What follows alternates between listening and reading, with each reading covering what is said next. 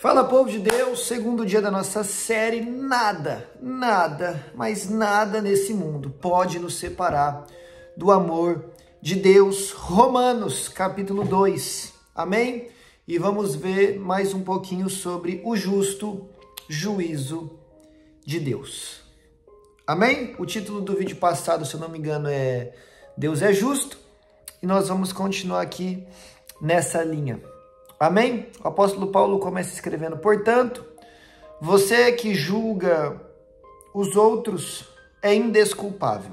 Então, no capítulo 1, nós sabemos que ele classificou uma série, uma lista de pecados, né? E agora no capítulo 2 ele começa falando: mas você que julga os outros é indesculpável, pois está condenando a si mesmo naquilo em que julga, visto que você que julga pratica as mesmas coisas. Então, por que é que pessoas se tornam indesculpáveis ao julgar alguém? Por praticarem as mesmas coisas. O que ele está falando é sobre um julgamento hipócrita, tá bem? Aqui é importante a gente fazer um paralelo lá com Mateus 7, onde Jesus ele fala assim: não julguem para que vocês não sejam julgados. Mateus 7:1, esse versículo é muito citado, mas param por aí.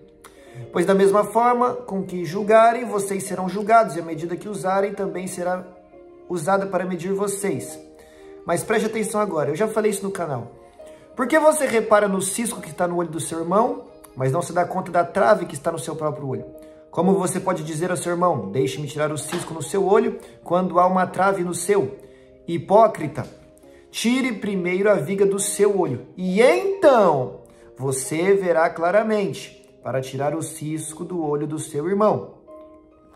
Ou seja, Jesus ele fala: não julguem, para que vocês não sejam julgados. Com a medida que julgarem, certamente serão julgados.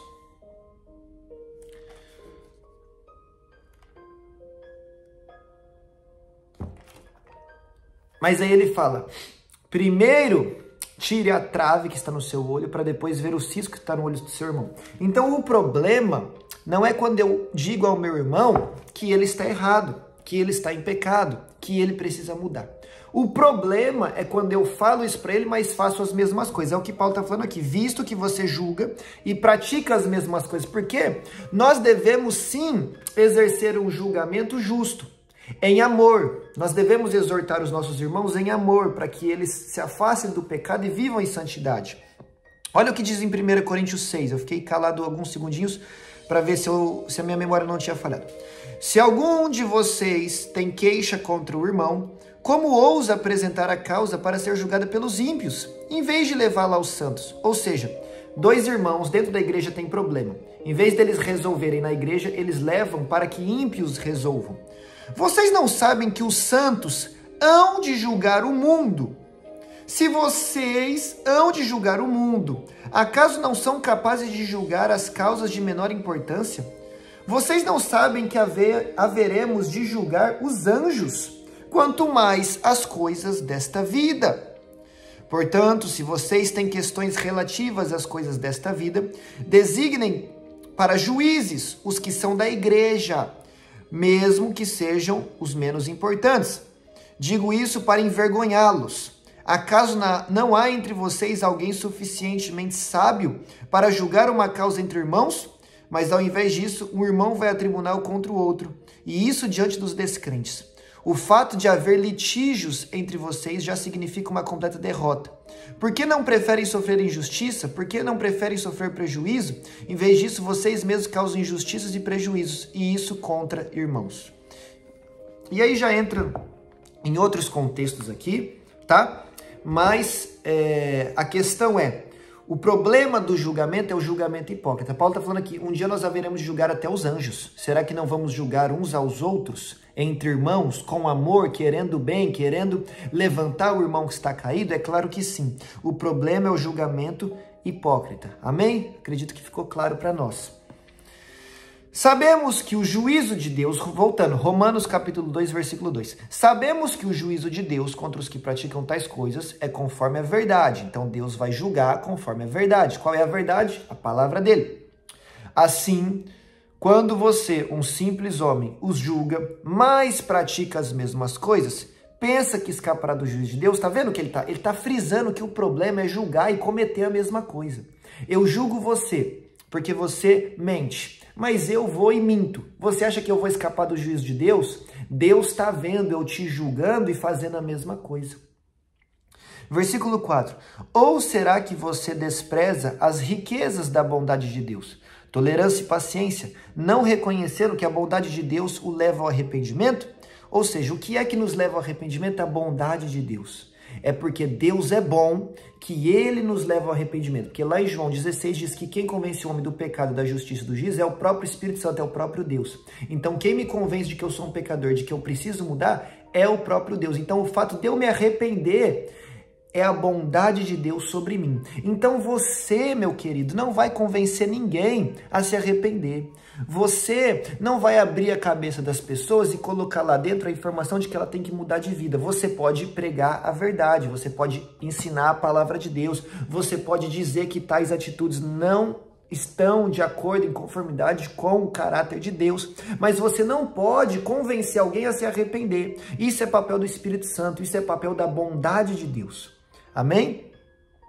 Versículo 5. Contudo, por causa da sua teimosia e do seu coração obstinado, você está acumulando ira contra si mesmo para o dia da ira de Deus, quando se revelará o justo julgamento. Então tem pessoas que, por teimosia, têm acumulado ira sobre si. E no dia do justo julgamento, haverão de ser julgados por esses atos, tá? Tem pessoas que, ao invés de andar em arrependimento, ao invés de aprender logo a palavra de Deus e viver em conformidade com isso, ouve a palavra de Deus, conhece a verdade e vive praticando o erro. O que está fazendo? Está acumulando coisas ruins sobre a sua vida, acumulando ira, acumulando coisas que desagradam a Deus, até que um dia isso tudo será julgado. E aí, em vez de você ser julgado por isso aqui, você vai ser julgado por isso aqui, ó. Por quê? Porque você conheceu a palavra, mas preferiu fazer o errado. Paulo está falando, se corrige logo, muda de vida logo, muda de posicionamento logo enquanto é tempo. Amém? Tá entendendo até aqui? Versículo 6. Deus retribuirá a cada um conforme o seu procedimento. Ele dará vida eterna aos que, persistindo em fazer o bem, buscam glória, honra e imortalidade. Quem vai receber vida eterna? Os que persistem em fazer o bem. O que é fazer o bem? Obedecer à palavra de Deus. Os que insistem nisso receberão vida eterna.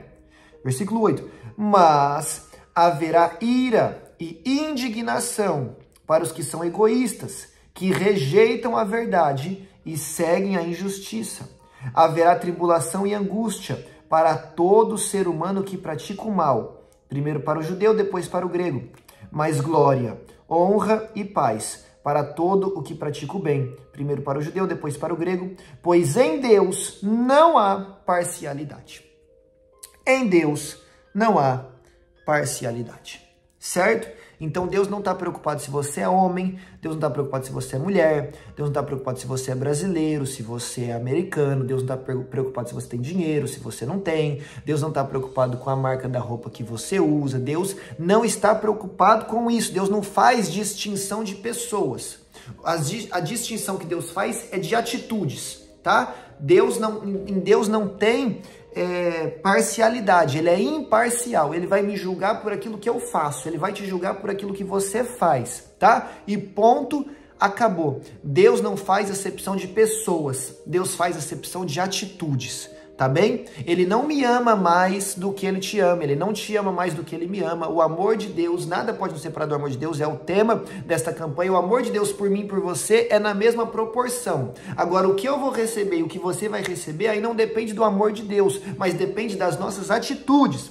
Para os que têm atitudes boas para com Deus de acordo com a sua palavra, receberá glória, honra e imortalidade. No outro verso diz, receberá glória, honra e paz. Mas e os que não têm boas atitudes para com Deus? Receberá ira, indignação, versículo 8. Versículo 9, tribulação e angústia, tá? E para uns que é vida eterna, para outros é ira, indignação, tribulação e angústia eterna também. Tá entendendo? Então, haverá um justo julgamento. cada atitude nossa será julgada. E nós precisamos viver com essa realidade muito clara diante dos nossos olhos. Versículo 12. Todo aquele que pecar sem a lei também perecerá, e todo aquele que pecar sob a lei, pela lei será julgado. Porque não são os que ouvem a lei que são justos aos olhos de Deus, mas os que obedecem à lei. Estes são declarados justos. Então preste atenção, não é o fato de você conhecer a palavra de Deus que te torna justo. É o fato de você obedecer a palavra de Deus que te torna justo. Então tem gente que sabe citar a Bíblia toda, decor, de Gênesis 1 até Apocalipse 22 de cabeça. Conhece tudo, mas não vive nada. Esse será condenado.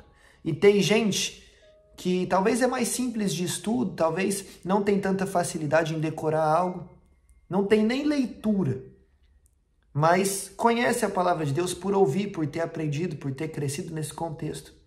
E essa pessoa, na sua simplicidade, na sua humildade, ela vive a palavra de Deus, ela teme a Deus, ela anda em santidade, ela tem comunhão com Deus, essa pessoa receberá a vida eterna. Então, Romanos 2,13, não é por ouvir que se torna justo, mas é por obedecer, tá bem?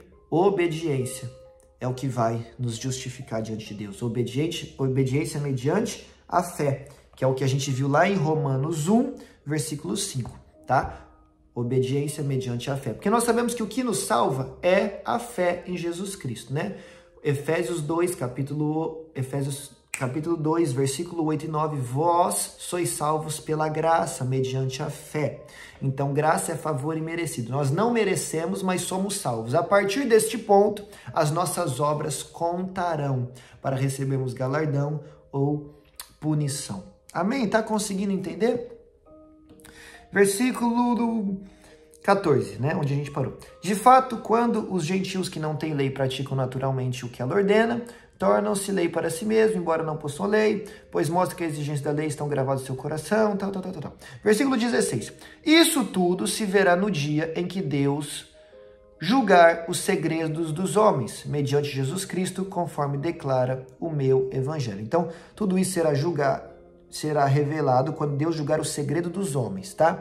Então, tudo o que você faz, até mesmo em oculto, Deus vai trazer à luz, tá? Marcos 4:22, tudo o que está em oculto será revelado, tá? Será revelado. Lembre-se de Moisés, que matou um egípcio e escondeu o corpo na areia, tá? Ele achou que ninguém tinha visto, só que tinham visto, tá bem? Tem coisas que você pensa que ninguém viu, e de repente ninguém viu mesmo, mas Deus viu, e é Deus quem haverá de nos julgar. Então tudo o que eu e você fazemos escondido, Deus um dia trará à tona e irá nos julgar por esses atos. Então nós precisamos nos arrepender rapidamente e mudarmos de vida. Amém? Versículo 17. Ora, você leva o nome de judeu, apoia-se na lei e orgulha-se em Deus. Você conhece a vontade de Deus e aprova o que é superior, porque é instruído pela lei. Você está convencido de que é guia de cegos, luz para os que estão em trevas, instrutor de insensatos, mestre de crianças, porque tem na lei a expressão do conhecimento da verdade. E então, você que ensina os outros, preste atenção nisso. Você que ensina os outros, não ensina a si mesmo? Você que prega contra o furto, furta. Você que diz que não se deve adulterar, adultera. Você que detesta ídolos, rouba-lhes os templos. Você que se orgulha da lei, desonra a Deus desobedecendo a lei?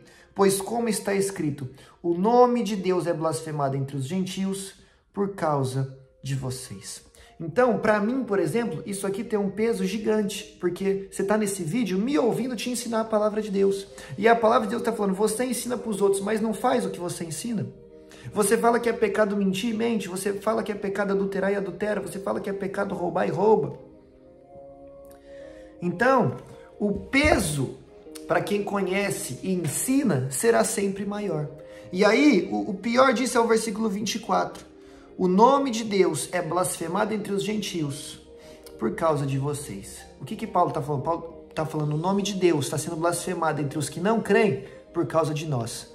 Já entrou no Instagram, já entrou no TikTok, já entrou aqui no YouTube e viu um monte de vídeo de palhaçada, de corte que fizeram de vídeos de pessoas pregando na internet, pregando nas igrejas, e é cada heresia que se ouve, é cada doutrina diabólica que se fala, é cada engano, é cada mentira, é cada loucura, é cada coisa que não está relacionada à palavra de Deus, que aí um monte de gente que nem crê em Deus pega esses vídeos e joga na internet como zombaria, e fica zombando dos cristãos, e fica zombando da palavra de Deus, e fica zombando dos dons espirituais, e fica zombando do próprio Deus. É o nome de Deus sendo blasfemado no meio de quem não crê, por causa dos que dizem crer.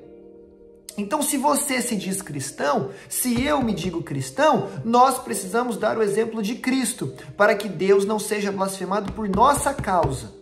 Tá bom? Então, se você diz que roubar é pecado, não roube. Se você diz que mentir é pecado, não minta. Se você diz que adulterar é pecado, não adultere. Tá? Viva em conformidade com a palavra de Deus. Outra coisa. A minha pregação, ela te salva, mas ela não me salva. A sua pregação pode estar salvando o seu vizinho, mas pode não estar te salvando. Por quê? Porque eu posso abrir a câmera aqui, expor a palavra de Deus de forma genuína, mas quando eu fecho a câmera, eu faço tudo errado. E aí? Aí você está sendo salvo por aquilo que eu estou falando, porque eu estou falando de se arrependa, se conserte, mude de vida. Aí você ouve essa palavra e muda de vida, mas eu mesmo, quando desligo a câmera, faço tudo errado. Deus está vendo, você acha que eu vou passar impune do justo juiz? Então a minha pregação te salva. A sua pregação salva alguém, mas a minha pregação não me salva. A sua pregação não te salva. O que vai me salvar é eu ter fé em Jesus Cristo e eu obedecer a palavra dele. O que vai te salvar é você ter fé em Jesus Cristo e obedecer a palavra dele. Gerar os frutos do Espírito, ali em Gálatas 5 e 6, este escolhemos para a vida eterna. Paz, alegria, bondade, fidelidade, mansidão, domínio próprio, benignidade, longanimidade. Isso é o que nós vamos escolher para a vida eterna. Amém? Então pregue a palavra de Deus, mas mais importante do que pregar a palavra de Deus, dê testemunho. Viva a palavra de Deus. Tiago, capítulo 1, versículo 22. Não se enganem, tá? De Deus ninguém zomba e não se enganem. Sejam praticantes da palavra e não apenas ouvintes, muito menos apenas pregadores. Tá bom? E vamos ficando por aqui. Amém? Eu acho que a mensagem que temos para passar é essa. Aparência. Não viva de aparência, porque o justo juiz conhece o meu coração, conhece o teu coração e conhece aquilo que a gente faz às escondidas. E um dia ele haverá de julgar todas as nossas atitudes. Para o homem, pode ser que você tenha uma aparência de santo, mas diante de Deus você está completamente imundo. E aí, do que adianta? Não adianta de nada. Então lave as suas vestes diante de Deus. Se conserte diante do Deus vivo e todo-poderoso. Peça perdão, se arrependa, clame pelo sangue de Jesus, clame por misericórdia. Se alinhe com a palavra de Deus. Obedeça a Sagrada Escritura. Amém? Viva em santidade e aguarde ansiosamente a sua redenção, porque um dia Jesus Cristo virá te buscar. Amém? Não viva de aparência, mas viva de verdades na presença de Deus.